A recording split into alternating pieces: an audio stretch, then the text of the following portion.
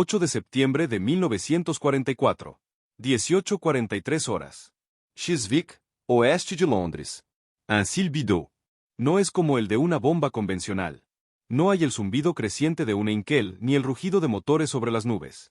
Solo un sonido agudo, casi eléctrico, y luego el mundo se parte en dos.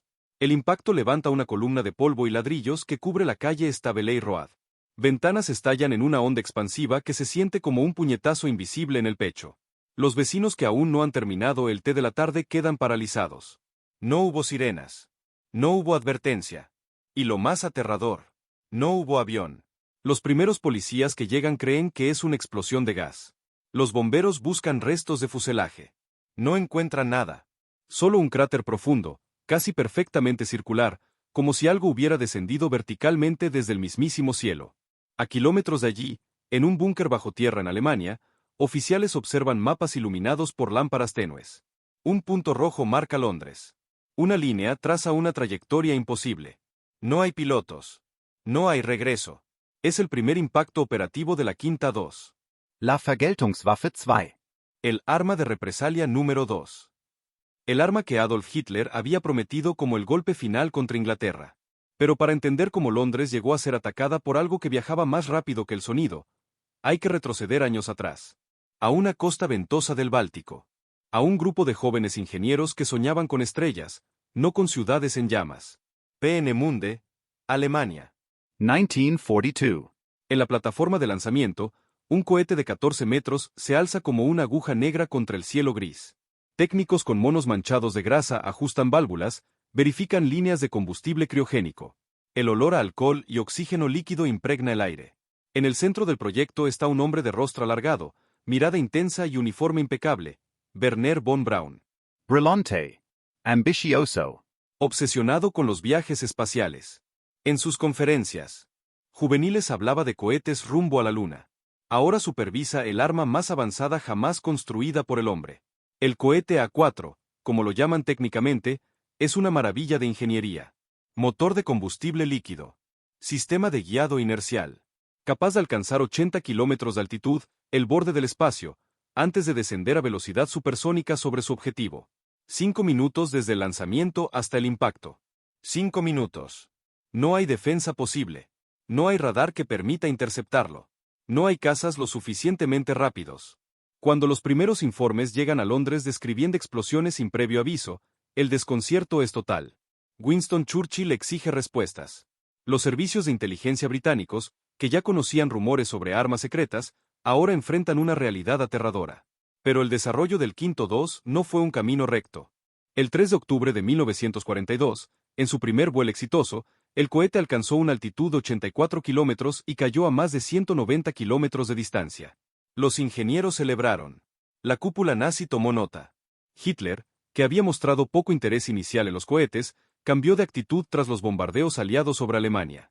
Si no podía detener las oleadas de B-17 y Lancasters, las castigaría desde el cielo. Sin pilotos. Sin riesgo. Sin misericordia. Pero el Quinto 2 no era solo una máquina. Era un sistema industrial monstruoso. Tras el devastador bombardeo aliado sobre Peenemünde en agosto de 1943, Operación Hydra, el programa fue trasladado bajo tierra, a túneles excavados en la montaña Konstein. Allí, en condiciones inhumanas, prisioneros del campo de concentración de Mittelbau-Dora ensamblaban los cohetes entre polvo, hambre y golpes. Más de 20.000 morirían en el proceso. El arma que aterrorizó Londres costó más vidas en su construcción que en su uso. Una paradoja brutal. Mientras tanto, los ingenieros perfeccionaban el sistema de guiado. Ajustaban los giroscopios. Mejoraban la estabilidad. Cada lanzamiento era una ecuación mortal. Ángulo, viento, combustible, peso de la ojiva de 1 tonelada de explosivo amatol. Cuando el 8 de septiembre de 1944 la primera V2 impactó Londres, el arma ya estaba lista. Y no fue la única. Más de 1.300 V2 caerían sobre la capital británica en los meses siguientes. Otras golpearían Amberes, el puerto vital para los aliados tras el día D. El efecto psicológico fue devastador. No había advertencia. No había defensa. Solo el silencio, y luego la destrucción. Pero aquí está el giro. Cada V2 costaba el equivalente a varios bombarderos.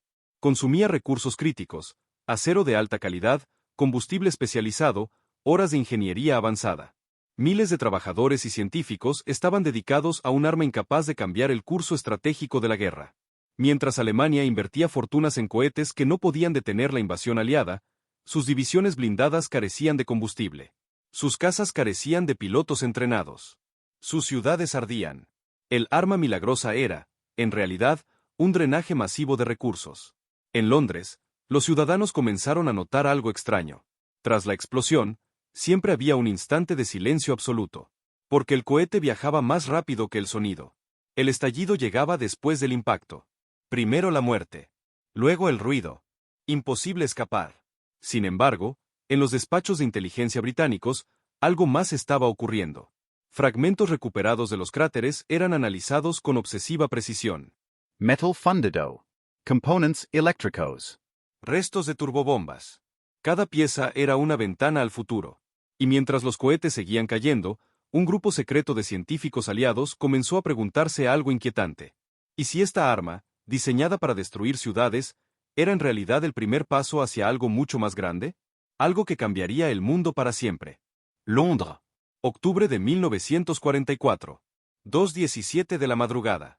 La ciudad duerme bajo un cielo sin aviones. De pronto, un destello naranja ilumina las nubes bajas sobre Hackney. No hay sirenas. No hay tiempo para correr al refugio. Solo un golpe seco, brutal, como si el aire mismo hubiera explotado. Los cristales tiemblan kilómetros a la redonda. Un autobús nocturno queda volcado sobre un costado. Un edificio victoriano se derrumba como si hubiese sido empujado por una mano invisible. Los sobrevivientes se miran unos a otros con una pregunta muda en los ojos. ¿De dónde vino? En el cuartel general del MI6 y en las oficinas del Comité Científico de Defensa, la respuesta empieza a tomar forma. No es una bomba. No es un avión. Es un misil balístico. Un proyectil que asciende hasta el borde del espacio, y luego cae. La inteligencia británica ya había oído rumores. Desde 1943, informes de la resistencia polaca hablaban de pruebas secretas en el Báltico. Campesinos cerca de Blisna habían visto cohetes gigantes estrellarse en campos. Uno de esos cohetes cayó casi intacto. Y fue entonces cuando comenzó la caza. En julio de 1944, miembros de la Armia Krajowa, la resistencia polaca, desmontaron en secreto un V-2 sin explotar.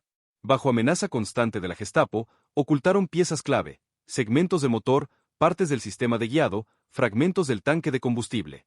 De noche, en graneros oscuros, ingenieros improvisados medían, dibujaban, analizaban. El plan era impensable: sacar los componentes del país ocupado y entregarlos a los británicos. La operación recibió un nombre en clave: MOS 3. Una pista clandestina fue preparada en el sur de Polonia. En plena oscuridad, un avión Dakota de la RAF aterrizó en territorio enemigo. Los contenedores con piezas del Quinto 2 fueron cargados a toda prisa. Minutos después, el avión despegaba hacia Inglaterra. En Londres, los científicos abrieron las cajas como si contuvieran reliquias de otro planeta. Porque, en cierto modo, lo eran. El análisis reveló algo asombroso. El Quinto 2 utilizaba una turbobomba capaz de mezclar alcohol etílico y oxígeno líquido a presiones enormes. Su sistema de guiado no dependía de radio, imposible de interferir, sino de giroscopios internos que calculaban la trayectoria automáticamente. Era autónomo. Era el futuro. Pero también tenía debilidades. Los expertos británicos descubrieron que pequeñas variaciones en la densidad del combustible o en el ajuste de los giroscopios podían alterar significativamente el punto de impacto. No podían interceptarlo en el aire, pero tal vez podían engañarlo antes del lanzamiento. Mientras tanto, los servicios de inteligencia rastreaban las plataformas móviles de lanzamiento en Holanda. Los Quinto 2 no necesitaban grandes bases visibles. Se disparaban desde claros en bosques, carreteras ocultas, rampas improvisadas. Un convoi le Gaba. Montaba el cohete en posición vertical. Lo abastecía. Lo lanzaba. Y desaparecía en cuestión de horas. Los pilotos de reconocimiento de la RAF volaban misiones suicidas sobre territorio ocupado buscando columnas sospechosas, sombras alargadas en los bosques, huellas frescas en caminos rurales. Era una guerra de fantasmas.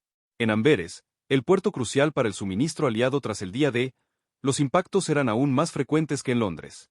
Cada explosión amenazaba con paralizar la logística de toda la invasión. El general Dwight de Eisenhower comprendía el peligro. No por el daño inmediato, sino por el efecto psicológico. Si el puerto caía, La ofensiva aliada podría detenerse. Se desplegaron unidades de inteligencia aérea dedicadas exclusivamente a la caza de lanzaderas V-2. Se priorizaron bombardeos sobre líneas ferroviarias en Holanda. Se atacaron depósitos de combustible sospechosos. Pero el arma seguía cayendo. Porque el problema no estaba solo en los bosques holandeses. Estaba en Alemania. Bajo la montaña Konstein, en Mittelbaudora, los prisioneros trabajaban 20 horas al día ensamblando cohetes. El aire estaba cargado de polvo de roca y vapores tóxicos. Los cuerpos de los que no resistían eran retirados en silencio. El general Hans Kammler, hombre clave del programa, exigía producción máxima. Cada retraso era castigado con ejecuciones. La maquinaria industrial del Reich, incluso mientras las ciudades eran reducidas a escombros por bombardeos aliados, seguía alimentando el programa V-2. Y ahí estaba la ironía. Mientras Alemania destinaba acero, cobre, mano de obra especializada y transporte ferroviario a fabricar cohetes de impacto psicológico limitado, los aliados bombardeaban sistemáticamente refinerías, fábricas de rodamientos, plantas de combustible sintético. Cada V-2 lanzado representaba menos recursos para tanques Panzer, menos combustible para la Luftwaffe, menos artillería en el frente oriental. Era una apuesta desesperada. Y los aliados lo sabían. En Vitteal, un grupo reducido de analistas comenzó a llegar a una conclusión inquietante. El Quinto II no era el arma que ganaría la guerra para Alemania. Era el arma que la estaba acelerando hacia su derrota. Porque mientras Hitler exigía más armas milagrosas, ignoraba las necesidades básicas del ejército en el frente. La obsesión por la tecnología espectacular eclipsaba la realidad estratégica. Sin embargo, en el invierno de 1944, nadie en Londres sentía alivio. Cada explosión seguía matando civiles. Niños, conductores de tranvía, familias enteras en sus casas. El arma no podía detenerse. No aún. Pero algo estaba cambiando. En Estados Unidos, al otro lado del Atlántico, ingenieros militares observaban los informes técnicos con un interés diferente. No pensaban en Londres. Pensaban en el futuro. Y cuando el Tercer Reich comenzara a derrumbarse, sabían exactamente qué y a quién iban a buscar. Porque el verdadero impacto del Quinto II no sería en 1944. Sería después de la caída de Berlín. 12 de abril de 1945. 5:40 de la mañana. Afueras de Norhausen, Alemania. La niebla se arrastra baja sobre las colinas cuando los primeros tanques estadounidenses avanzan por la carretera secundaria. El motor de un Sherman rompe el silencio con un rugido grave y constante. Soldados de la Tercera División Blindada observan el horizonte con cautela. El Tercer Reich se está desmoronando, pero aún puede morder. Un oficial levanta la mano. Detoners. Frente a ellos, la entrada de un túnel excavado en la montaña. Oscuro. Artificial. Inquietante. No lo saben todavía, pero están a punto de entrar en el corazón del programa V-2. Dentro del complejo subterráneo de Mittelwerk, el aire es denso.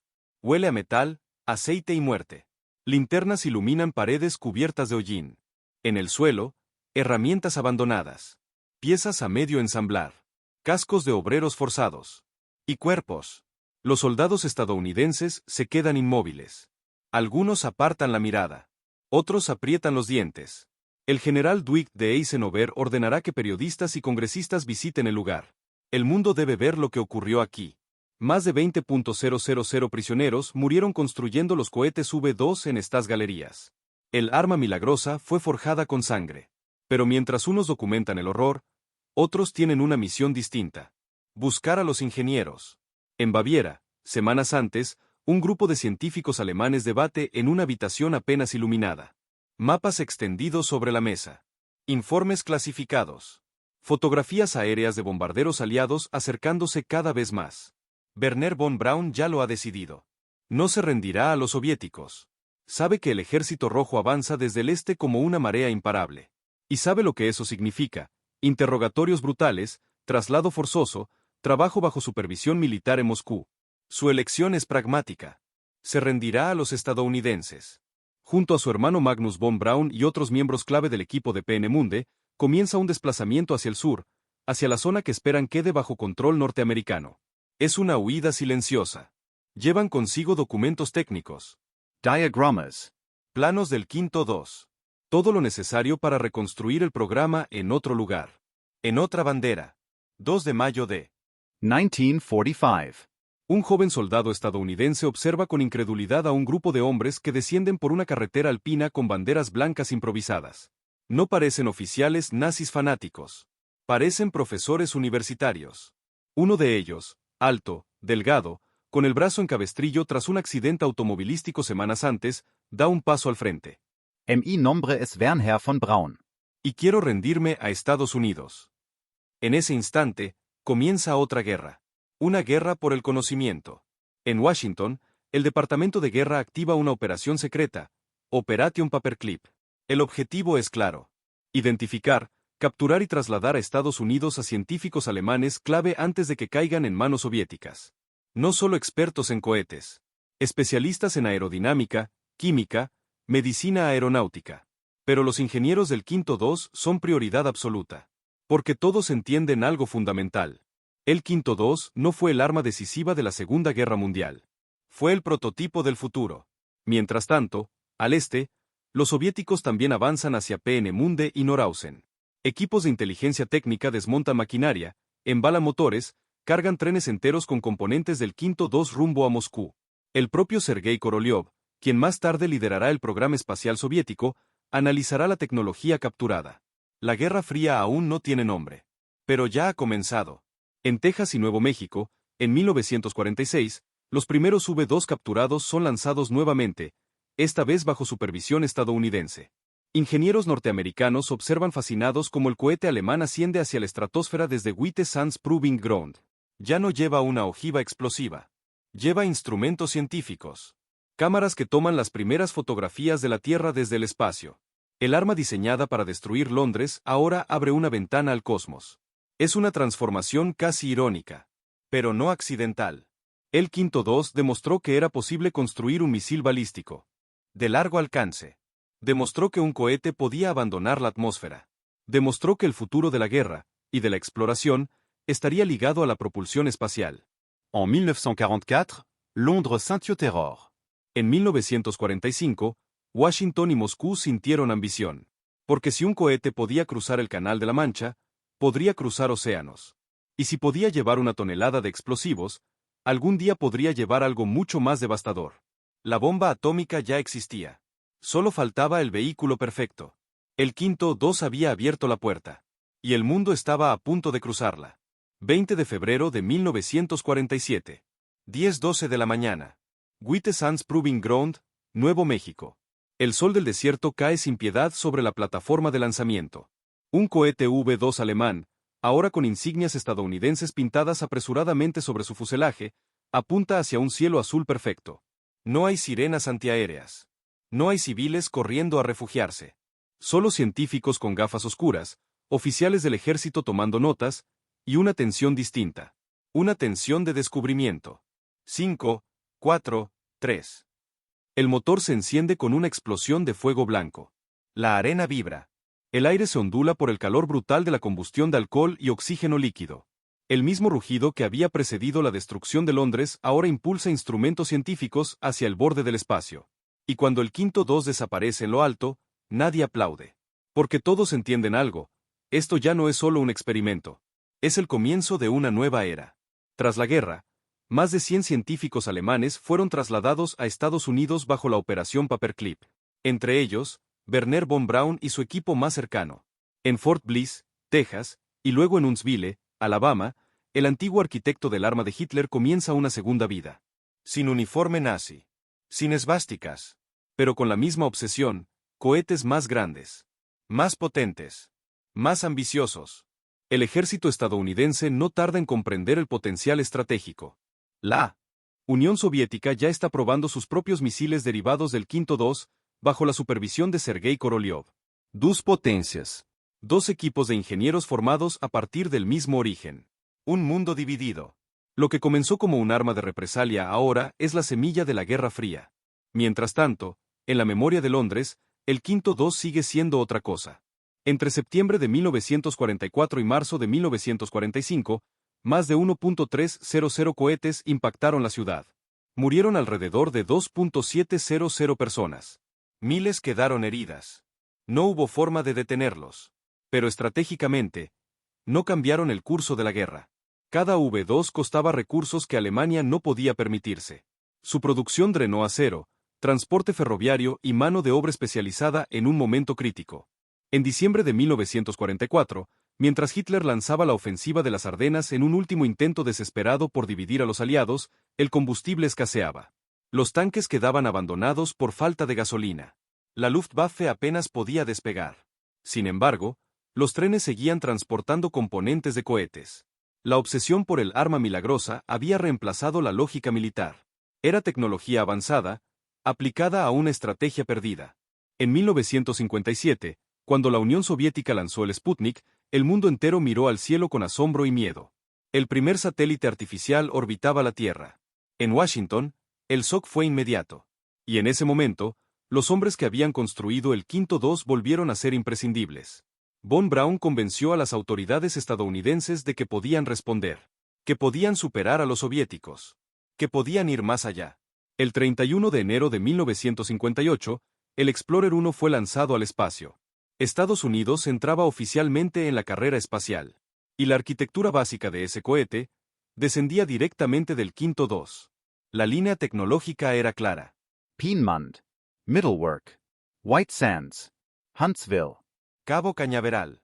Pero el verdadero clímax llegaría más de 2 décadas después del primer impacto en Londres. 16 de julio de 1969. 9:32 de la mañana. Centro Spatial Kennedy. Un cohete Saturn V, diseñado bajo la dirección de Wernher von Braun, se eleva con una potencia inimaginable. 3 etapas. 110 metros de altura. El vehículo más poderoso jamás construido por el ser humano. En su interior, 3 astronautas se dirigen a la Luna. La multitud aplaude. Algunos lloran. Pocos piensan en 1944. Pocos recuerdan el cráter en Chiswick. El silencio antes del impacto. Pero la conexión existe. La tecnología que permitió a Neil Armstrong pisar la superficie lunar tiene su raíz en el arma que aterrorizó Londres. Un arma concebida para destruir ciudades terminó abriendo el camino a las estrellas. Y aquí está la paradoja final. Hitler quería un arma que cambiara el curso de la guerra. Quería terror.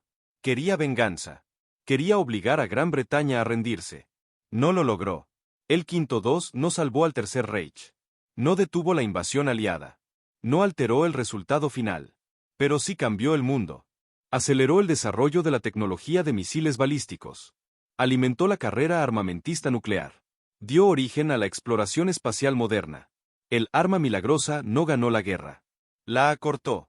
Porque drenó recursos críticos. Porque empujó a los aliados a capturar y absorber el conocimiento alemán. Porque convirtió la ciencia del cohete en prioridad estratégica global.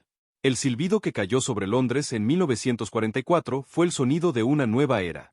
Primero llegó la explosión. Luego, el eco. Y ese eco aún resuena cada vez que un cohete atraviesa el cielo nocturno.